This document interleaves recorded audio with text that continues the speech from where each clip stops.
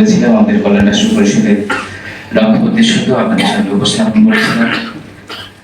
আমি আমার সংক্ষিপ্ত শেষ কথা বলার আগে মাঝরাত করে নিচ্ছি আমাদের আজকের কল্যাণ রাষ্ট্র পরিষদ বাংলাদেশের যিনি প্রধান অতিথি ছিলেন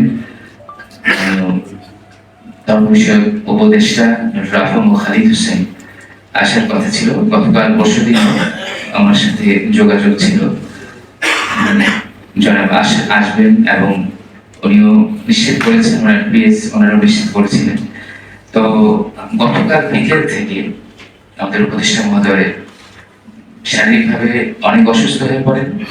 আমাকে একটু আগে একরাম ভাই, ওনার একান্ত সচিব, মেসেজ করে জানিয়েছেন যে উপদেষ্টা মহোদয় আজকে এতটাই অসুস্থ রাত থেকে যে এখন জরুরি কাজ অফিসেও ছিল, আজকে অফিসের অনেক জরুরি কাজ থাকার পরেও তিনি শোয়া থেকে উঠতে পারেননি এবং অফিস করতেও তিনি বের হতে পারেননি।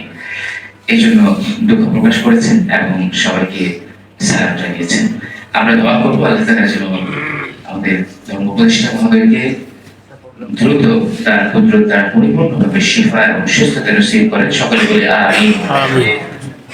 আর পাশাপাশি আমাদের অন্যান্য কিছু মেহমান, ঢাকা 5-এর 2জন এমপি পদপ্রার্থী, বাংলাদেশ জামায়াতে ইসলামের কামল ভাই এবং ইসলামী আন্দোলনের হাজী ইব্রাহিম ভাই এবং পাশাপাশি আমাদের ইসলামী আন্দোলনের কেন্দ্রীয় যুগ্ম মহাসচিব এবং মুখপাত্র গাজী আতাউর রহমান ভাই, ওনারাও নির্বাচনী মহাব্যস্ততায় এখন ডুবে আছেন। এটা আমরা জানি। তফসিলের পরে প্রার্থীদেরকে নির্বাচন সংশ্লিষ্ট কাজ ছাড়া অন্যগুলো কাজে পাওয়া একটা দুঃসাধ্য ব্যাপার। তারপর ওনারা আশ্বস্ত করেছিলেন যে আমরা চেষ্টা করব হাজিরা দেওয়ার জন্য।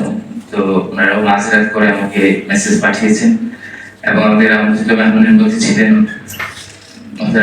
ডক্টর মাহমুদুল হাসান মুমতাজি সাহেব, বাবা হুজুরের সুযোগ্য সন্তান। তিনিও ঢাকা 12 প্রার্থী ইসলামী আন্দোলন থেকে। তো এই সকল মেহমান বৃন্দ ওনাদের নিজ নিজ নির্বাচনী এলাকার প্রচন্ড ব্যস্ততার কারণে আমাদের কাছে দুঃখ প্রকাশ করেছে এবং সকলকে সালাম দিয়েছে। তো আমরা আশা করি আমরা সুন্দর, অবাধ, নিরপেক্ষ একটা চমৎকার নির্বাচন উপহার পাবো আমাদের